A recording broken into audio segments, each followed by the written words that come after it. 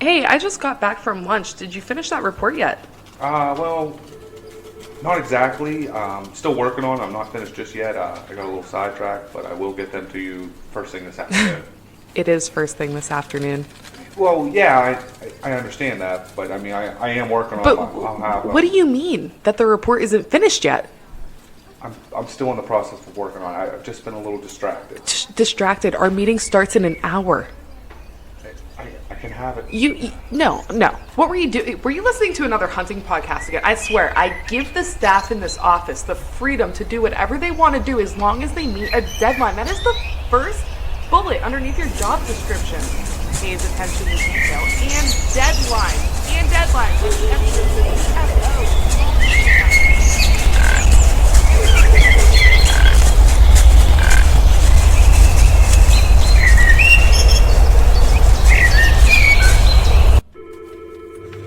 Dude, are you even listening to me right now? Hey guys, if you're looking for a quality bow dealership near Newcastle, Pennsylvania, look no farther than Williams Archery down in Edinburgh, PA, just minutes west of the city. They offer Hoyt, PSE, Elite, Bear, and many more brands.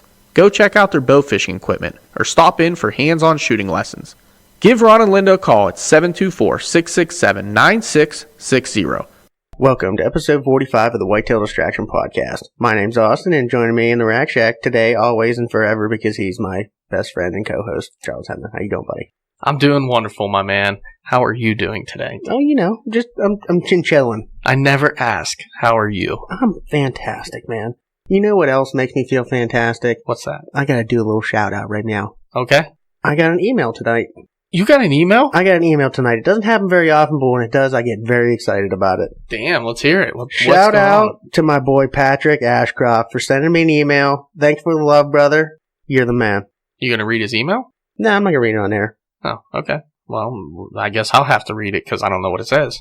But yeah, man, that you actually showed me the email. It was really cool. The guy, basically just said that he likes the podcast, kind of appreciates what we do. He's from the area locally, and he can relate to our stuff. So that's really cool. I was on our podcast the other day, and I was looking through some of the reviews and stuff, and it's really nice to see that kind of stuff.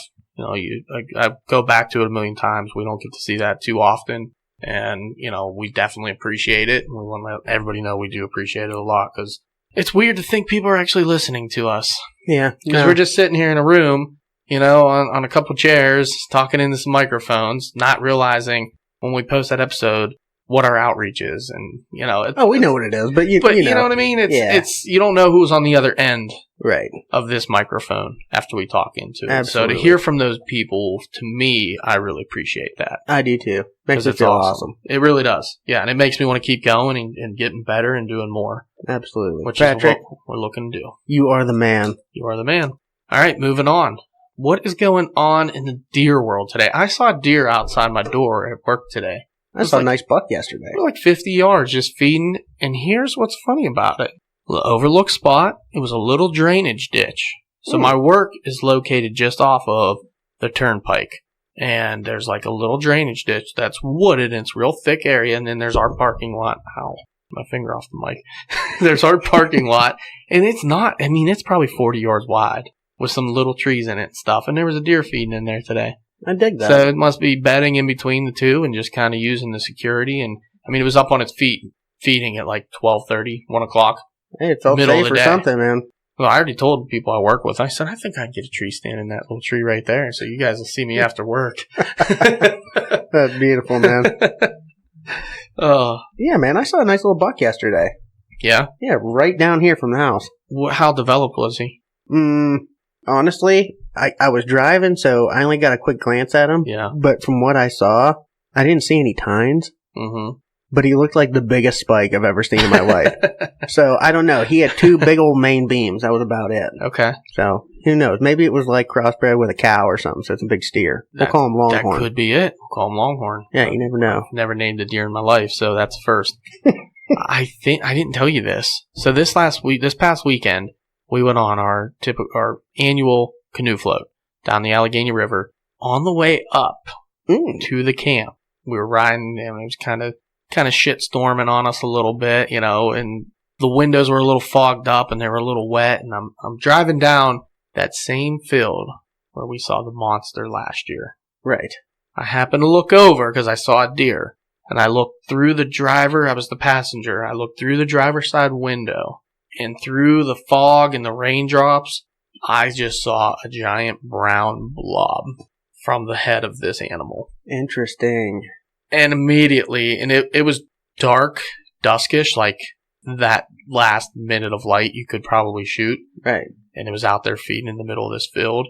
And I went, oh my gosh. We have to turn around, but we had buddies following us. Yeah, Brock was following us, and and McCoy was behind them, and I was like, man, we got to. I have to know if that was the deer or not, because if that deer lived, dude, I don't even want to imagine what it's going to be this year. He's going to be a turd. Oh my gosh, I like it. like giant, and it looked like a giant. But I couldn't confirm, and that bothers me. It eats me up, and I forgot to tell you that this weekend. I'm just going to say it was a spike. Oh, man. I don't know. Well, that just means we got to put boots on the ground and see what's going on. Yeah, the good thing is the back piece of that is Public. Public in New York. In New York. Correct. Yeah, we were way up north. New York. Big Apple. Right. Yeah, there might have been an apple orchard there. So anyways. Well, who do we got on the podcast tonight, man? Well, we actually started to talk, the two of us, about what we wanted to do over the next few episodes, and we were kind of thinking, we want to get some more products, and we kind of enjoy those shows. We like talking products. We like talking to people about their products, and the first person that came to mind was Out on a Limb Manufacturing. Yeah, man. I first heard of him from Garrett Benner, the Modern Assassin. Man. Absolutely, and he just recently came out with a Ridge Runner, and you cannot go on social media right now if you're a real hunter and if you're following anything saddle related, or any hunting related. I say real hunter, not meaning saddle hunters. I don't get that mixed up. I mean somebody that actually is hooked in hunting and ate up with it like we are. I'm always on looking at hunting pages and looking at new stuff, and the Ridge Runner came up. And I'm like, man, here's another thing. We knew Garrett was working on it with his camera arm. We knew he was working with them, hand in hand, and that thing came out. The reach is just phenomenal. It is. Blew my mind. If you guys are looking for a lightweight, super stable camera arm, go out and look. Go on to modernassassins.com. Check out the reach. It is something serious. The reach is seriously badass. And then, there was a ton of other things that I didn't know Out on a Limb even made, that when I got on his website and started looking around and seeing everything he did, you can tell this guy has a mind of his own. Absolutely. I mean, he is Charles Xavier of hunting. It's just unbelievable. The stuff he's come up with, the different things he's done, very innovative, very creative, and he's very good at like fixing those convenient things that you look for in certain products. He's really good at doing that. So, He is. Not to take too much from the episode because we covered a lot of this in the episode, so I think we just go ahead and get them on. Let's do it. All right, guys. On the phone, we have a special guest for you tonight. We have Matt Garis from Out on a Limb Manufacturing. What's going on tonight, Matt? Just chilling right now. I had a long day building brackets for the Ridge Runners. There you go, man. I like it. Oh, man. Right into it. I love it. That piece we are definitely going to touch on because that is something that is blowing up right now. It's getting a lot of hype on social media. And it's caught my attention. Yeah, I believe the Ridge Runner right now is probably one of the most talked about platforms out there. Far none. Absolutely. It's funny because I used to hear a little bit about your podium, and it would come into when everybody was looking for kind of that perfect little mix of size and adjustability. And then you came out with the Ridge Runner, and it was just like it took over everything. And really cool. But again, we'll get back into that. Let's do a little introduction like we always do with our guests. We kind of want to let people know who you are and what you do, a little bit more of your background. So if you want to get into that for us, I'd appreciate it. Yeah. My name is Matt Garis, as you mentioned. My shop is in Enid, Oklahoma. We build hunting stuff, basically. Tree stands is our big deal. I've got several models. I've got ladder stands that I've got a patent on. They're designed for crooked timber. My TS1 is for crooked timber. I've got a little ambush that was the lightest stand out there. It's an 8-pound stand. It's 2-piece, super easy to hang. And then this last year, of course, we got into saddle hunting with the podium and the Ridge Runner. I've got a little set of sticks that right now they look like they're going to weigh 1.5 pounds a piece. Ooh, Dang. They are unlike anything that's out there. that is super exciting. Hopefully within a month, I'm able to introduce them. I don't think we're going to be able to get them to market this year because, honestly, I think they'll just blow up as soon as people see it. Then I got into hand fishing. That's one of my biggest passions is noodling. Noodling? Oh, yeah. Yeah. That is probably the biggest adrenaline rush I've ever been through. I've caught No some kidding. 40-plus climbers. I haven't caught anything, in the 50s and 60s. Still working on that, but we get 30 to 40 pounders regularly. That is awesome. Jeez. Couldn't even imagine something like that biting in on your hand Yeah. and then wrestling it out of its hole. Oh, yeah, it's crazy, dude. Jeez. But it started out rifle hunting. That lasted, I think, 4 years. I used to own an auto repair shop, and my Snap-on dealer was trying to get me to buy a scanner, and he just couldn't get me to do it. Then he carried in this compound bow. I think it was High Country. He said, "I'll tell you what, if you'll buy this scanner, I'll give you this bow setup because I don't use it." I said, "Deal." And ever since then, I've been 100% bow hunter. I mean, I've got guns and that up in the gun room. I haven't held a gun in my hand probably 10 years other than pistol in the seat of my truck or something. Right, Oh, right. man. I just love to hunt. I just love the outdoors. That is absolutely wild. I like that you're 100% bow hunter. I mean, I try to be, but sometimes it comes to the end of the season, and I need to fill the freezer, so Right. I break Yeah. out the rifle and get it done. But I'll tell you what, here, I mean, it's just got a lot of deer. People don't really realize it. I mean, I could shoot a doe any day of the week. I don't go out and not see deer. that's I awesome. mean, they're here. Hey, Now, the there's big nothing ones, wrong with that. They're a challenge, but like the biggest one I got, I called Coat Rack. I chased him for 45 days, never even saw him in the daylight. Oh man. Had tons of trail cam pictures of him, but he messed up on December 28th one year. Awesome. When do your season come in? When does it usually start? We're October 1st to January 15th for archery. Okay, so it's a set day. You can hunt archery through all the gun seasons, so that's the main reason I like archery. Yeah, I main don't have to selling stop. point. Yeah, my dad's been doing that for years now. He hung up a gun a long time ago. I only remember one time ever he came out, and he used to be an avid gun hunter. Just your typical young killer. I mean, killed everything, meat hunted, field Yep. tags every year. And then he got into a bow hunting and, same thing. He picked up a bow. I think he even started with like a long bow or a recurve and, kind of advanced through the stages. But he hasn't done it. And I've only seen him one time ever hunt with a gun. And he went out one time, shot a doe and said, yeah, I don't get the same feeling as I do with a bow. And that's why he doesn't do it. He doesn't get that feeling. Yep. No, I I think can I've been respect hunting pretty much as long as I can remember. I mean, my dad used to take us out rabbit hunting when I was little. I remember I was probably 6 years old and wanted to shoot his 12-gauge shotgun. Knocked me on my butt. But I got the rabbit, though. That a boy. There you go. Well, why He don't you was get much into more that neat. a little bit? Why don't you get into how you actually started hunting? Just, we lived in the not really country, but on the outskirts of town. And my dad was an outdoorsman, and he just had two brothers, and that's just what we did on the weekends. We went hunting. Yeah, just Didn't grew get up. into deer hunting until later in life. I was probably 20 years old. So I've been archery hunting for right at 30 years now, 33 years. Okay. Yeah, so do you have to be a certain age in Oklahoma to start hunting? Like PA, it's 12? You can get it what they call an apprentice tag Okay. and not have your hunter safety, but you have to be, I think, 9 years old to go through the course. Okay. I got a daughter. She's 23 now, but I actually took her to, when I was building the trailer tower, we went to Ted Nugent's Camp for Kids when she was 8, and they let her go through hunter safety there. So she got her hunter safety at 8 years old, killed her first deer with a bow at 9. It was pretty neat. That is awesome, man. That's so cool, too, taking your kids out and getting them involved in hunting. I mean, Yes. that's one of my favorite things to do. We always try and get new people involved, and it doesn't matter if it's a kid or somebody our age or an older person, anything. I really enjoy that, and it's cool that Ted Nugent does that. We're trying to get a hold of him. I signed up for that hunt that he's giving away. He's giving away a hunt? What kind of hunt's he giving away? I don't know, it's on Facebook. Oh, well, maybe we'll win the hunt, and then we'll finally get to meet Ted With Nugent. Ted Nugent. It costs I guess it's not a giveaway. It's $10 a chance. So what's $10? Yeah, absolutely. Hey, I might do that too. It's worth a chance with Ted Yeah. Nugent. Spirit of Wild. I mean, come on, man. $10. That's nothing. Yeah. No. I was all pumped for that deal. That's Yeah. when I introduced the trailer tower. I took it up Yeah. there. I went for tree stand safety, and I had really never hunted out of a stand before. So I put the harness on, and I just walked off the stand.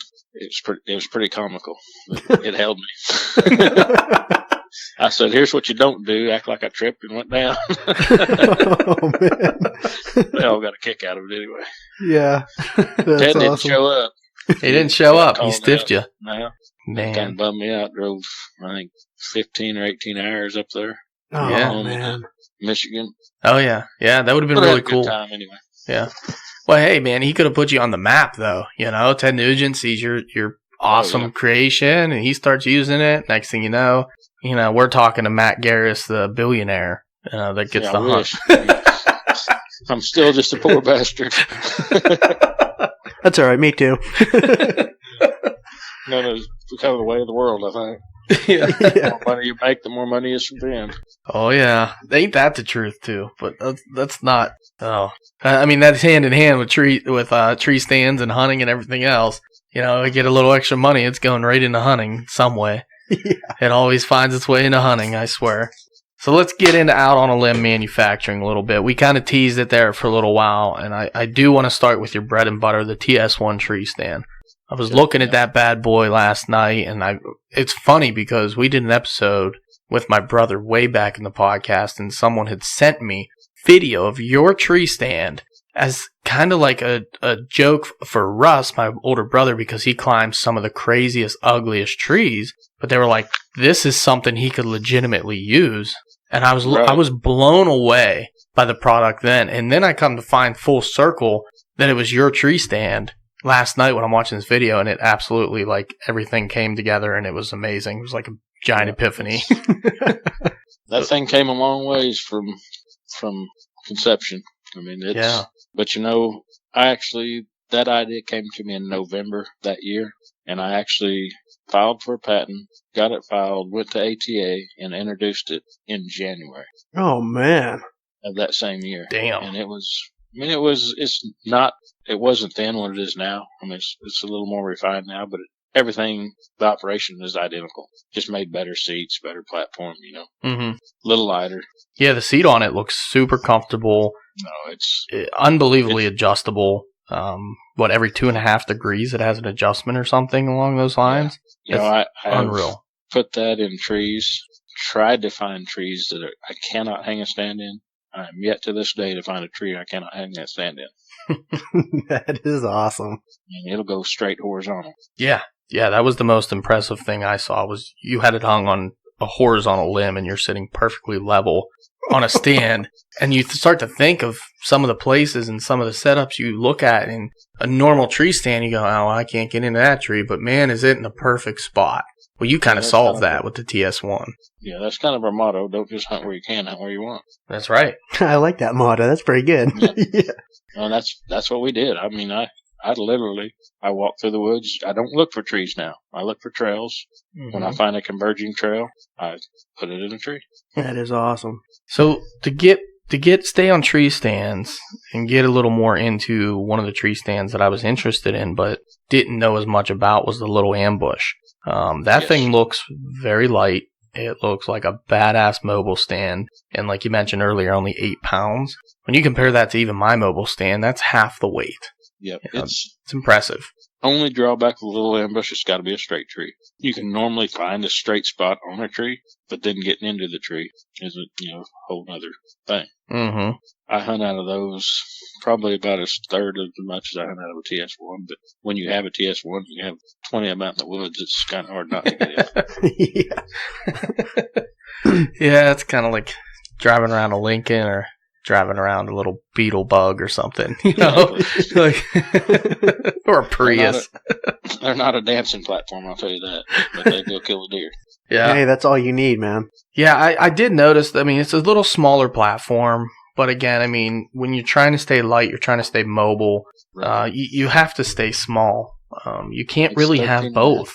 Yeah, it's 13.5 by 21 is the platform. Yeah. And then the It's got a pretty small seat. The original model was smaller than the model we have now. And in fact, we sold a few of those at the show this last weekend as well. Nice. People Nice. still aren't 100% sold on the saddle, which this platform's small enough you could use it either or. Ambush only be a little upsized from that. She'd have a 2-in-1 stand. Nice. I ran out of time. Yeah. Yeah. No, There's that always next year. you can't leave us hanging on that. That might be this year. Oh, okay. Awesome. I'm going on vacation. I leave Saturday. I'll be gone a week, and hopefully that clears the old mind, and I come back with a new. I mean, I've got the design. I got to take time. Well, my nephew's got to get the drawings done, or the DXF files, so I can get the laser cutting done. That's Okay. really all I lack. I talked to him today, and he said he'd do it tomorrow. So hopefully, while I'm on vacation, I come back and I have parts. So how does that work? You go on vacation for a whole week. I mean, you got one guy at the shop? You guys bog down, or Well, how do you keep things moving? The only thing I'm doing this week is building brackets for ridge runners. We're 100 behind right at the moment. Cool. I Jeez. have 100 platforms, actually 150 that should be here before Friday. So he should get them all shipped out while I'm going. Awesome. That is awesome. We'll have them all built. I mean, that's the beauty of what I do. Most companies, they have to order. I mean, if I got someone that they need a platform tomorrow, I can get it to them. Might piss some other people off, but they absolutely need it. They're moving. I've had a couple instances of that this year already. I'm moving in 2 weeks, and I'd like to, get it so it doesn't get lost in shipping. And Gotcha. just throw one together. Hey, there's nothing wrong with that, man. And Yeah. I'm sure everybody appreciates that style of customer service. If you really need to get something now, you can get it. Yeah, that's one thing we pride ourselves on. If I don't answer my phone, it's because I didn't hear it. I stopped, I don't know how many times today, because after a show, we usually get pretty bombarded with calls. Yeah. And I don't know if you watched any of my Instagram or Facebook lately, but I call it the dreaded tree mount. I mean, when I got to build the brackets, every product I have uses that same bracket. My camera arms use it. The Ridge Runners use it. The TS1 uses it. It's a 45-degree tooth cut. It just bites a tree. Yeah. Well, that's actually pretty smart, because that universal bracket like that, you can just continue to mass produce them, and you get all of your products from it. If I could find someone to build me a die to where I could use it in my iron worker, got 2 people working on it at the moment. I just hope someone gets it done before I lose the land. Jeez. I will not let anybody cut the teeth on those brackets, because I've been stitched up a couple times from it. Yeah. Yeah. Well, you're hand cutting them. I mean, that's something you got to really pay attention. Yeah, if you look away, you get hurt. I'm living proof. I get hurt. Oh man. I try not to look away. My phone rings, I'll stop, talk on it, then go back to work. We got to get you a suit of armor or something, man. My hands are looking pretty pathetic anymore.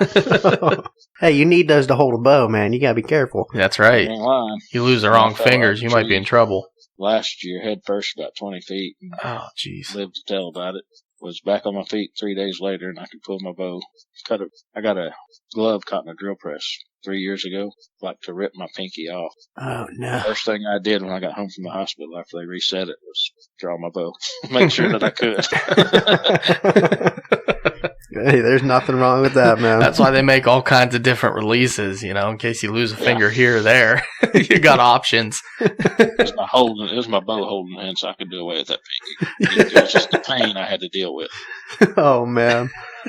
Oh, that's badass. No, when you were starting to mention social media, we have been following along with you, and I thought maybe you were going to talk about rolling some people around in a Crib. in a crib down the hallways at the show. That was a good time. They cut the video off before we went to the bar. Oh my god! He said, "You're not going to push me to the bar." I said, "Yeah, I am." Hold my beer. Actually, we sat in there for a while. What the sad deal is, I don't even drink. I just like to have fun.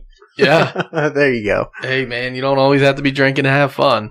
No. That's for sure. But that was funny, and we've been following along and checking out your stuff and watching the Instagram stories and seeing your products at the show. It definitely looked like you guys were doing real well, and being beside Wild Edge and Modern Assassin stuff, and those are guys that have been on our podcast, and we respect them and what they're doing, and you guys joining up, it's the best of all worlds, and I think it's awesome. I think it's really cool. It seems like a good combination to me. Yep. Get along with them good. The perch deal, that was kind of a funny story. I saw a piece of plywood on Instagram on a wild edge step for a platform, and I got to think to myself, I'm gonna go to the shop tomorrow and build a platform. And that night I get a message from Drew Walter. He said, "Hey, I got tagged in this post that you're doing something with my steps. I'm kind of interested." I said, "Yeah, I was going to build a platform that it would attach to your step, if you don't mind." He said, "No." He said, "I've been trying to do it for a couple of years." He said, "I got a lot of prototypes. If you want me to send them to you, I'll send them to you." I said, "No, I got a pretty good idea of what I want to do." I said, I'll build one and send you a video tomorrow." So about 9 o'clock Saturday morning, that's usually when I do most of my tinkering, designing things.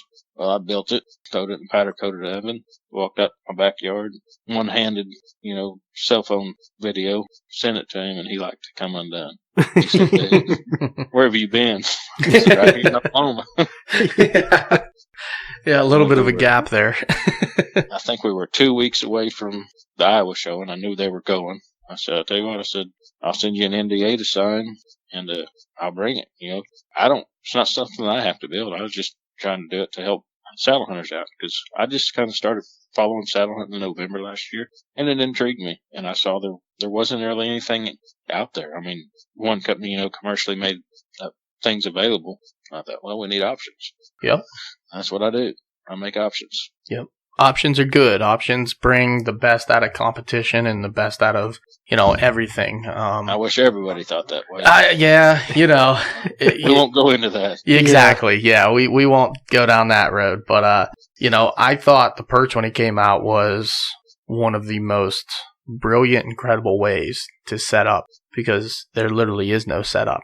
You're putting the steps up as you climb up. All you literally have to do is attach that to one of your steps, cam it over, and you have your platform. There's no, strapping on a separate strap and setting up a whole separate thing. It was one piece.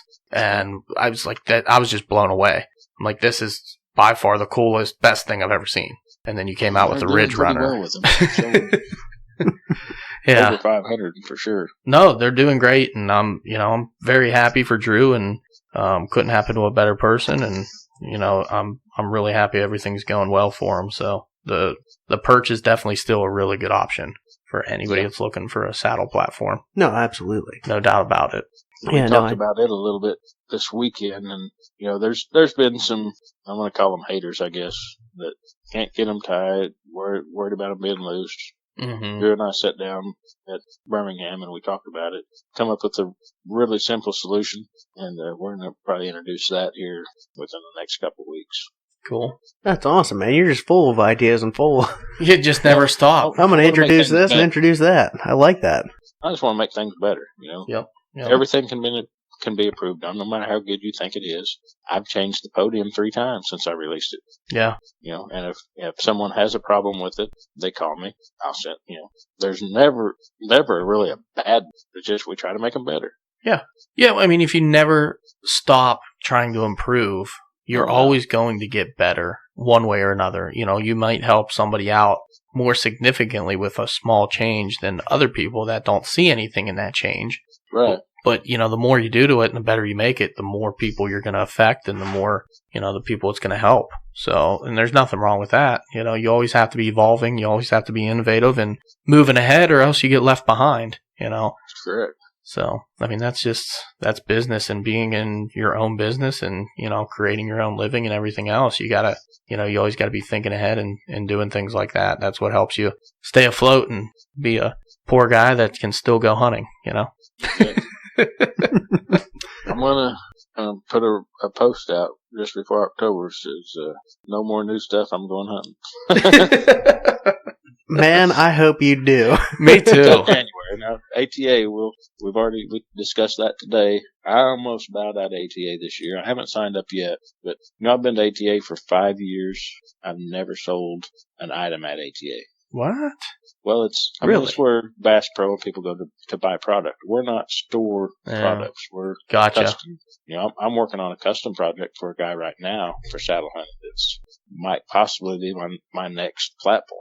No kidding. It's going to be different, but it'll be for leaners because every platform is pretty much level to the world, right?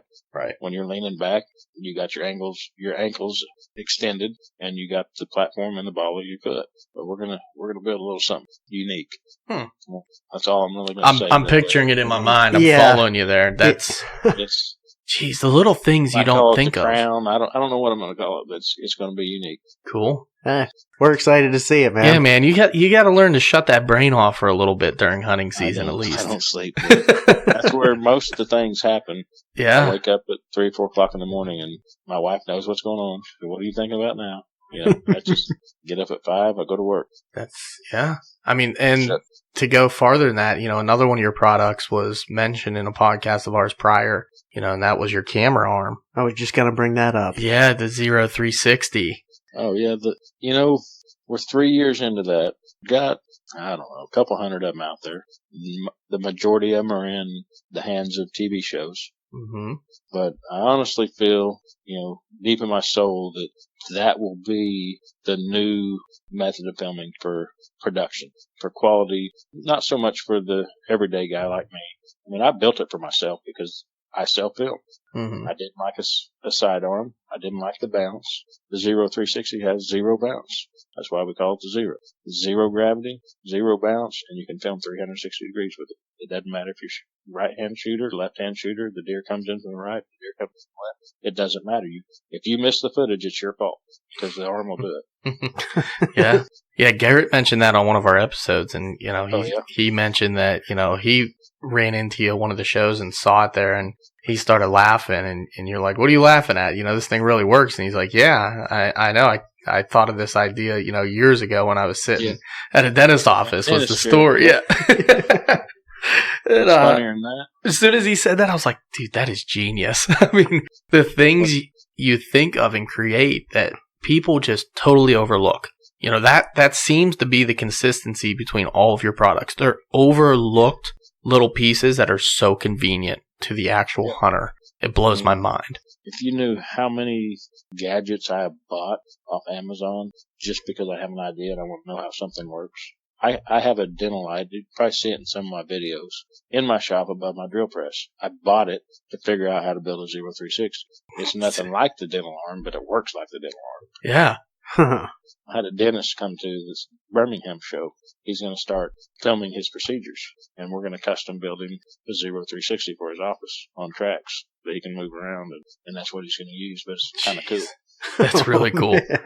So that's just reaching out there. That's what tells you that you created something pretty incredible when it can be used versatile, across the board with all kinds of different people. I've had music studios buy them to set them up to get different shots of their music videos. Nothing professional, but just people. This was a New York guy.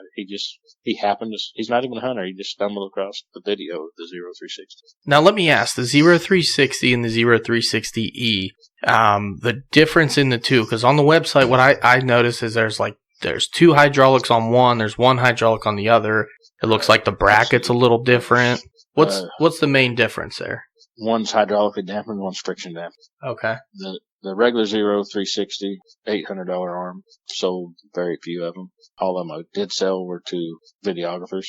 Yeah, the guys with decided we needed something cameras for the average people. Well, a buddy of mine, James Jones of Sniper Cameras, he's the one that took me or let me be in his booth in Pennsylvania last year. And actually at ATA, he told me on the way home from ATA, he called me and said, dude, if you would make those camera arms lighter and get your costs down, you would sell millions of them. I said, James, I can't do it. I said, it's all hydraulic. What can I cut? And it really pissed me off, I guess you'd say, that I couldn't do it. I got home from ATA on a Monday at noon, started cutting aluminum. My hand comes in and said, what are you doing? I said, just leave it alone for a couple hours. By 4 o'clock, I had built the 0360E. And I hollered at him, come out here and see what you think. He said, that's exactly what they're asking for. The 0360E, the arm only weighs 4 pounds. No kidding. It looked a lot larger. You would think it'd be a lot more heavy. No, it's not at all, and that's what hurts my sales. Same with the TS1. People look at it and think it's heavy. It's not, but people buy with their eyes. Therefore, they're just their mind's made up when they look at it. Mm-hmm. It doesn't matter. They come pick it up. I don't know how many people picked up that TS1 at the show this week and were just astounded by how light it is. Yeah, I was just going to say. It's say. not a packing stand that you're going to go miles in the woods. Right. But it is what it is. It's lighter than any other stand of its size. But that's what I was going to say is, that's something that you probably do well at the shows because you actually get these products in people's hands and they feel it firsthand what it actually is, what it actually feels like, and realize that, hey, this isn't what I thought I saw when I was scrolling through Facebook, you know. Exactly. So, but out of 5 people that walk by, you can usually only stop one of them. Yep. The other 4 already. I'm not lugging that thing in the woods. I got to where I could read lips really good. Oh man, that's a tank. That's a tank. Yeah, but you know what? It's sturdy. And I was looking at your website too, and I noticed you have some other consumer arms that are similar to like some of the other ones, and they looked like they were really lightweight too, like the CA1. Yeah, the CA1's probably the lightest standard arm we build other than the Reach. I honestly don't know the weight of it, but it's single tube. But where I pride myself on is bounce. Yeah. I don't like to watch bouncy footage, and therefore I build a little stronger arm, but I use aluminum, so it's lighter, It's not lighter than the carbon arms, but I'm not going to mention any names, but they bounce. Yep. Terrible. Yeah, I know exactly who you're talking about, and I won't mention the name either, but I do notice that, and your arms are a lot better price point as well. A lot of respect for them. What they got, it takes money to make money. And I don't have that marketing strategy that other people got. Right. I believe I have a superior product in my own mind, but I'm a legend in my own mind. Hey, by the end of this, there might be more people thinking you're a legend. I'm already on that edge, Matt. You just got to keep convincing me. People that know me, they know how my head operates. Yeah. If they have a problem, they call me. It's not just on building stuff either. I was an auto mechanic. I had my own shop for 19 years. I have a sandblasting company now. Other companies call me if they have problems. Mm-hmm. I like to fix things, and everybody knows that. You remind me of one particular person that we're real good friends with that just recently may have made his own way of manufacturing and mounting a umbrella to his canoe on a canoe trip that we did a float down the Allegheny River on these rented canoes. And he came up with a way, because of his white pasty skin and his largeness, Mike McCoy, not going to mention names though, and he configured a way to actually mount this thing and use his Kohler and different things that he was bringing with him to actually keep it on the boat, and it worked great, and I was blown away. But he's the same type of guy, if you got a problem, you need a fix, anything, call him up, and he comes up with just some outrageous way of solving or, figuring it out. And I think you two are a lot alike, and I could just tell by talking to you, those are the kind of people that are very successful, man, the ones that can figure things out. I hope I don't die first before I get successful. and let's not monetize success though. I'm thinking, success in the fact that, you got it all figured out in a way that people can't. And, I don't know where I'm really going with this, but it always has impressed me. It's something that I've always strived to be better at as well, as like problem solving and, that kind of thing, because that goes a lot farther than a job. That goes farther than, your day to day. It's, so. That's true. And, just to help people out. I'm that guy that's driving down the interstate, will back up a half a mile because the lady's got a flat tire. Mm-hmm. Or an old, anybody. It doesn't, people's in a bind, I like to help. Yeah. Almost got a illegal fishing ticket one time because some guys had a flat tire. I pick them up. The landowner sees me pick them up. So I'm automatically guilty of fishing on this pond, right? Game warden calls me that afternoon. He said, Matt, you been doing something you're not supposed to? I said, no. He said, are you sure? I said, yeah. He said, what was you doing such and such? I said, well, this guy's had a flat tire. I picked him up. He said, who was it? I said, I don't know. You make it a habit of picking up people you don't know? I said, if they need help, yeah. He said, well, do you know the names? I said, no, I don't. I kind of did, but no, I don't. That's just what I do. Yeah.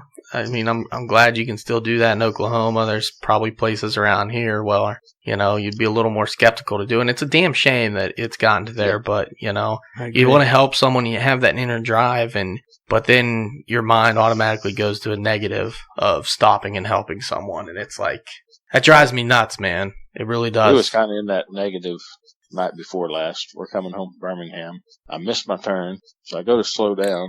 My dinger goes off my truck. Tire's going low. By the time I get pulled over into a parking lot, it's flat. Oh, no. We Google it. We're in southeast Memphis. It's the highest crime rate spot in the world. Oh, man. There are people chasing people down the road in their cars where we're at. I had a guy with me. I said, "You cover me with your gun. I'm going to get out and change the tire." It was probably a world record. Tire pulling down 3/4 ton with a lug wrench. We were out of there in 3 minutes. Oh, man, you are fast. Damn. Fight or flight I kicked wasn't in. looking back. I was paying attention to what I was doing. We changed the tire, put it on, and I left. Oh, man, I think I'd have rode on that rim for a while and just bought a new rim. Well, I honestly didn't know where we was at until we got stopped, and then this Cadillac wheels out of a filling station, chasing another one, and then I'm talking, they went around us. I'm in the turning lane to turn left. He goes around the left side of me, across the front of me, around another car on the right side. I mean, he zigzagged through like 10 cars, and then the other car's chasing him. Jeez. I'm thinking, oh shit, we're in a bad spot. Yeah, no kidding. It's like I can't get back to Oklahoma fast enough. Yeah. Sweet Oklahoma. Oh, man. So were you in Pennsylvania this past show? At the Great American Outdoor Show? Last year. I was in the year before. That's where I met Garrett, Okay. matter of fact. Okay. Yeah, because I was going to say we were down there. I didn't see you at the booth or anything. No, and I also met Wild Edge that year. I bought a set of Wild Edge steps, and when I showed the video to Drew, his first call was Garrett. "Hey, do you know anything about this Outlaw Limb guy?" He said, "Yeah, that's the guy I was telling you about." That's kind of how all that stuff started. Oh, man. Yeah, that's how I found out about you, too, was from Garrett. And Yeah. funny enough, we met Drew Walters at the Great American Outdoor Show, too, so. Yep. Yeah. Well, saddle hunting's big in that direction, isn't it? Oh, yeah, absolutely. He's the first person I saw when we walked into that room. I saw him swinging on one of his poles in a saddle. Yeah. I would say 80% of our customers are in that area. No kidding. New York, Pennsylvania. Well, you got to think about hunter numbers and, whatnot. And plus, I mean, we do have a really good area of some nicer trees that you can put tree stands in rather easy. Yeah. The world of a climbing stand is this area, no doubt about it. But people are getting away from it because it's clunky, it's big, it's heavy, bulky, and they want something smaller. And it is amazing. It's almost like a cult, boy. I mean, it's just like, it's a wildfire. No, absolutely. It is. It's kind of taking over in a way, and it is, and people are noticing. I mean, I'm sure everyone's heard the trophy line. Yep. Oh yeah. I've seen the trophy line Instagram today. Yep. I saw it yesterday. Well, no, was it today? Yesterday. Yesterday. Yep. Yeah, I saw that and I was like, man. Their whole kit. Yeah. How about that? I told Austin, I said, it takes some competition and everything. And again, that goes back to a little competition coming in and they come out with something new and nicer and better. And that's what you look forward to. That's what you hope for in a perfect world. Yep. That's just like sticks, they're not all the same, but they're pretty close. Yeah. I think we're going to introduce something that's going to turn heads. I really do. Well, you gave me one more reason to not go out and buy another set of sticks because I was. Well, don't miss the season. Don't miss your climbing best before season gets here. I don't know that I can keep up. Well, I'm gonna try. I have, so I'm rocking sticks now. I just, I'm always looking for something a little better, something a little neat, something kind of like you, always looking for something just that little better. Except I'm not making it; I'm the one purchasing it. But it's, there'll be a design that's not out there for sure. Sweet. I look forward to it. I hope everyone just, they hear this or they get to know a little bit more about Out on a Limb and a little more about you through. Yeah, well, I appreciate y'all reaching out to me. Absolutely, honestly, man. I think I've done 2 podcasts in 5 years I've been in business. Hey, man. They've been this year. There's nothing wrong with that. It's always good to talk to people. we like your products, and I think we're gonna start moving in a little bit more towards the saddle hunt, and we're looking a little bit more towards your platform and whatnot. So we enjoy your products. We want to get it out there. Absolutely. We got tree stands, and I don't see myself quitting no time soon. I mean, this time last year, I was questioning what I was going to do. Yeah, I'd been in it 4 years. They told me it takes 5. I thought I was better than everyone else. I wasn't. Then this 5th year come around, and we took a makeshift platform to ATA as a saddle platform. I didn't know what saddle hunting was. I had a guy call. The only reason I even did it, Scott Shear, broadside. You guys familiar with him? I'm not. Nope.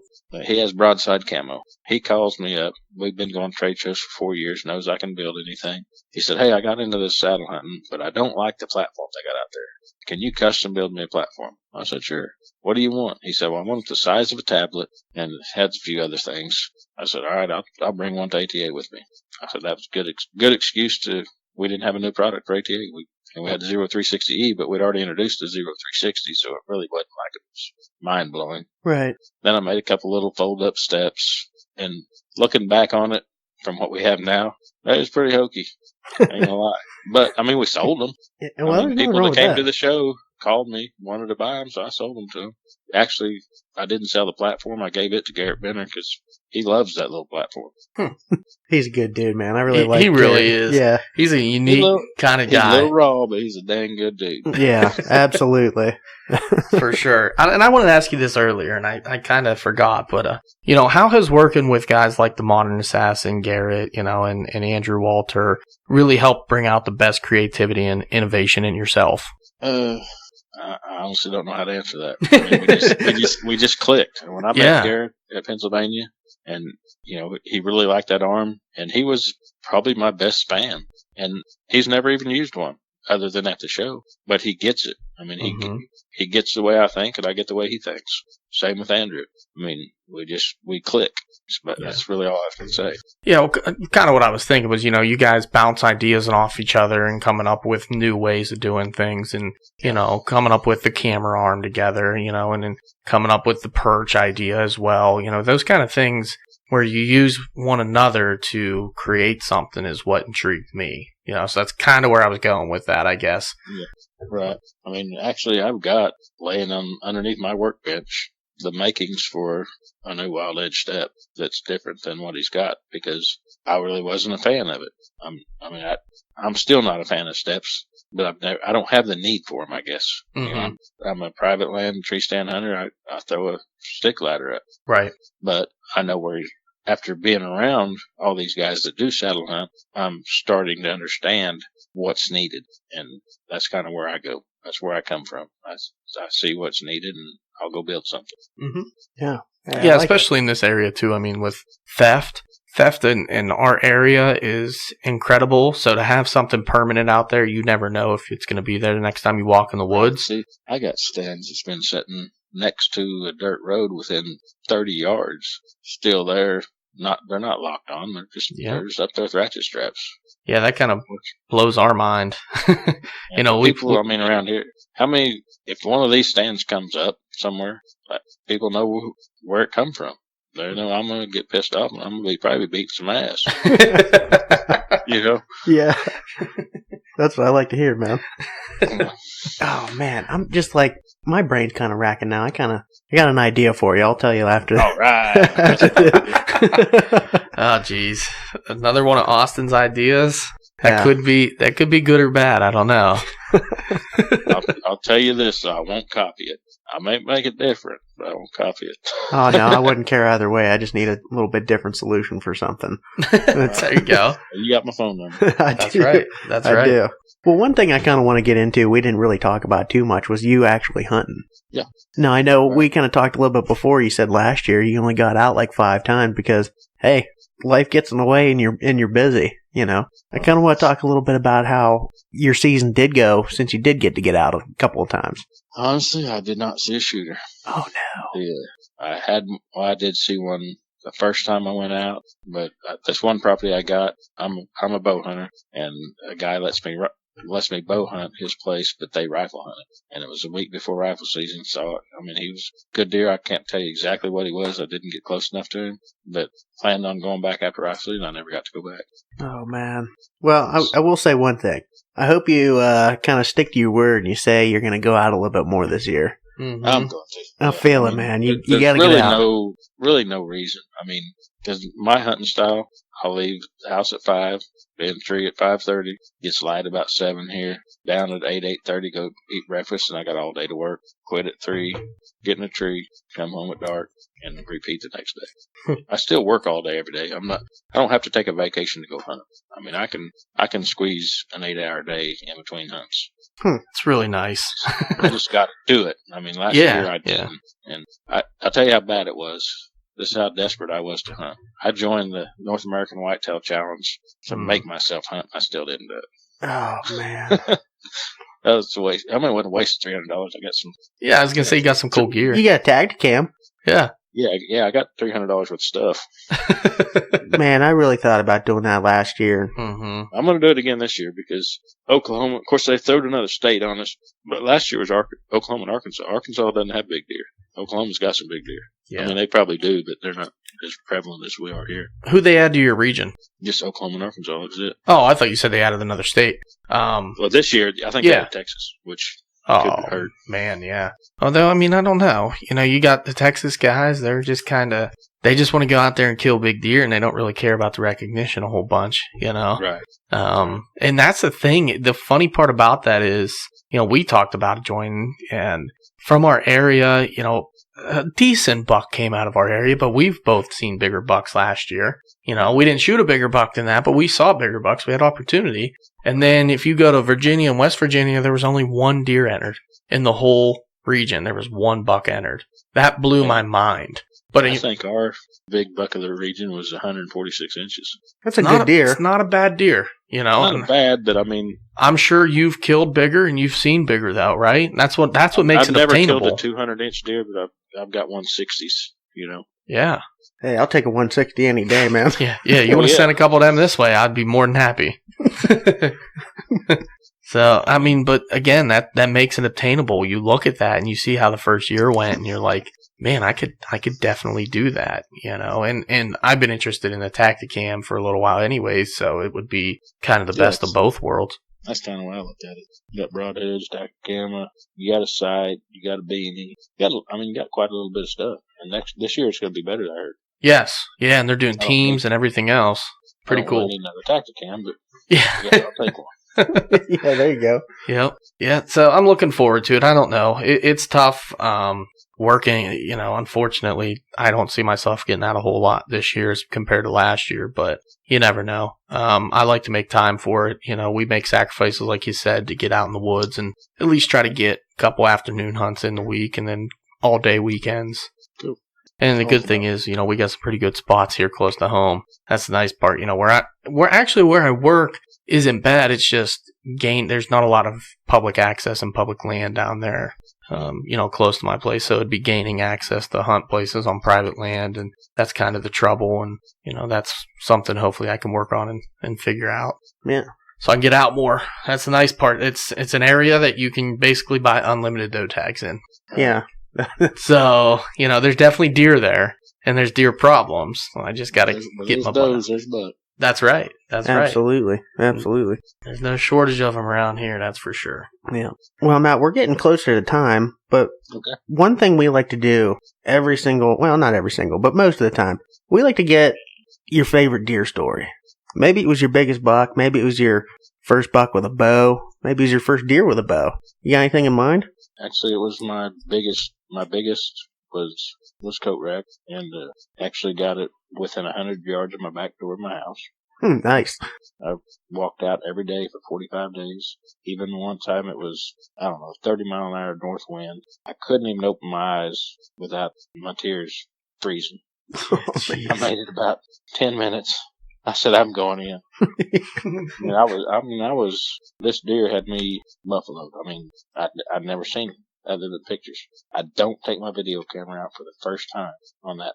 I keep a GoPro on my bow. I filmed this whole deer hunt with a GoPro. I never picked my bow up until I drew. I had, just counting in my head, maybe 10 deer under me, 5 bin bucks. There's a couple shooters there. If y'all get on YouTube and type in Coat Rack the Quest, you can witness that hunt. It's not the best footage because it was all done GoPro, but we did win a film festival. Nice. Sweet. In a POV, point of view camera, POV category on a film festival. We won the film festival with that. That's with that awesome. clip. It's pretty cool. The commentary, a buddy of mine, he's really, first I didn't like it, but it's kind of cool because we also did, the second one we entered was noodling, and it's got pretty good commentary on it. It's under Oklahoma noodling. I'm gonna have to look into that. 5 minutes, 46 seconds is how I always find it. But, Coat Rack the Quest, I mean, that was probably my most memorable hunt, and I got to capture it all on video.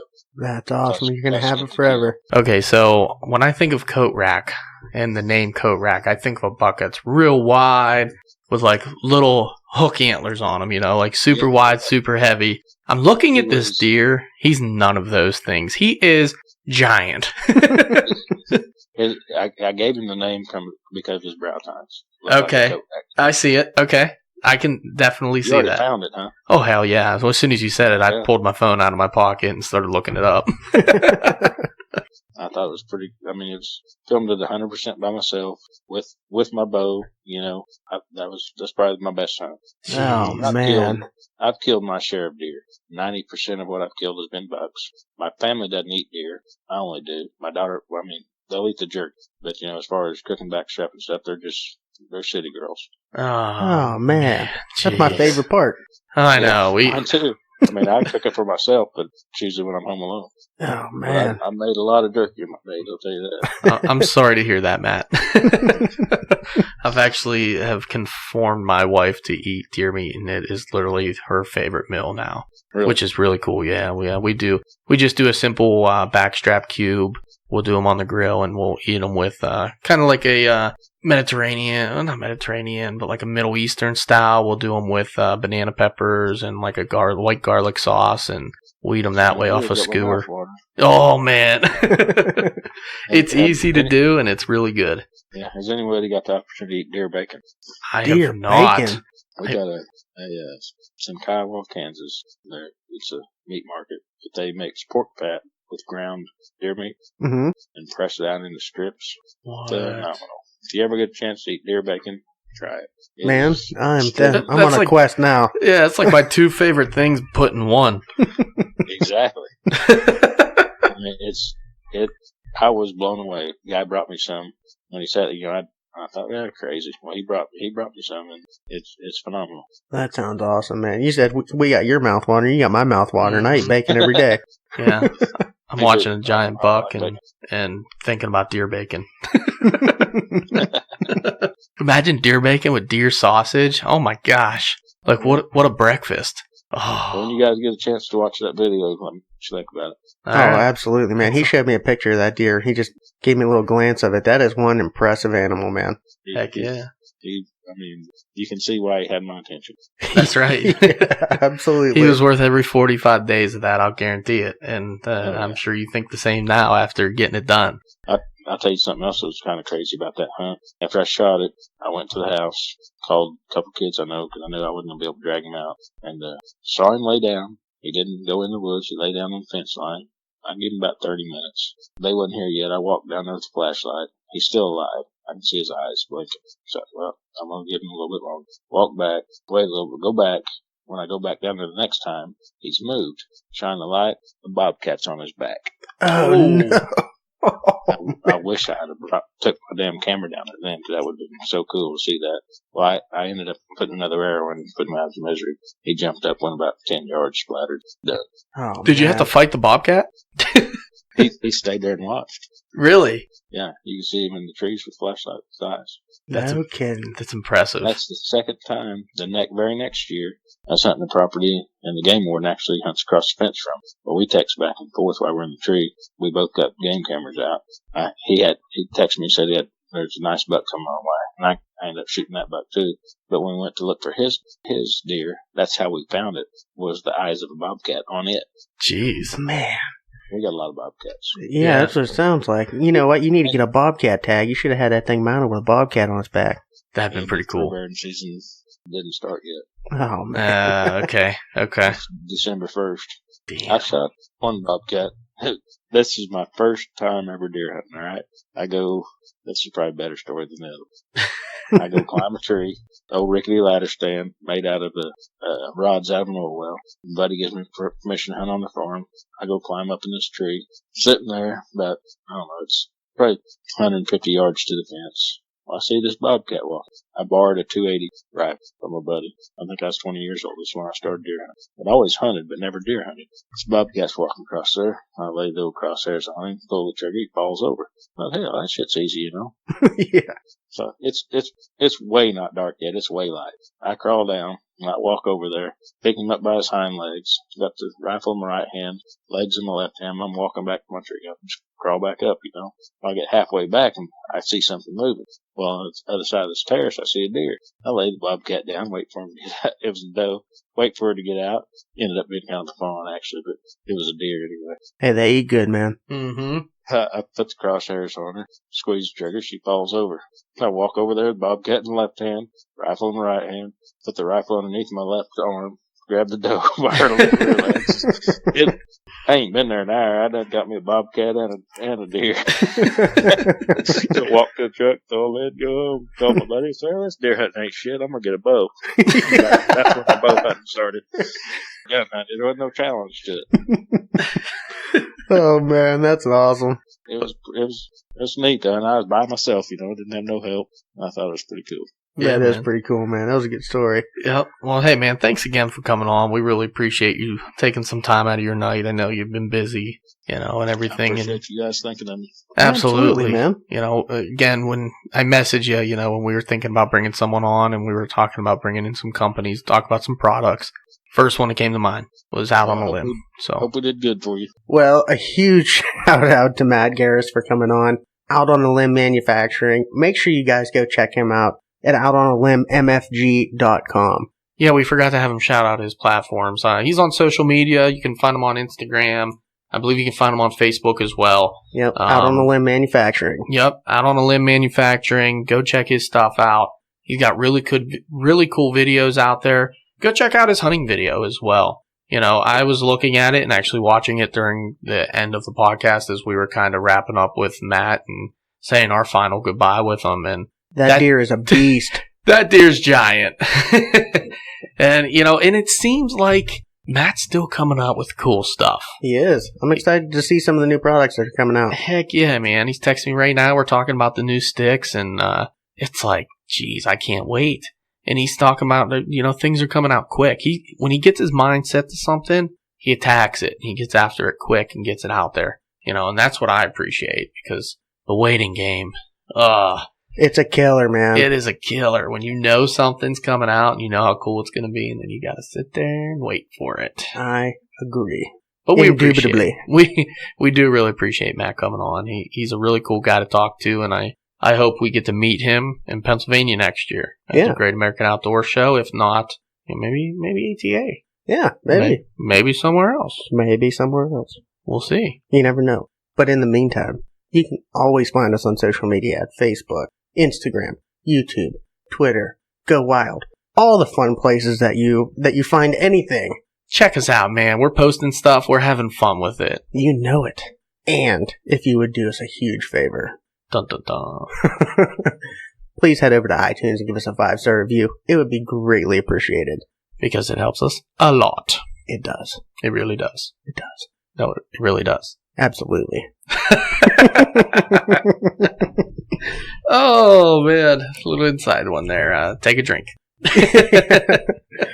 But until next week, the distraction is real. The distraction is real. Let's go. Yee yee.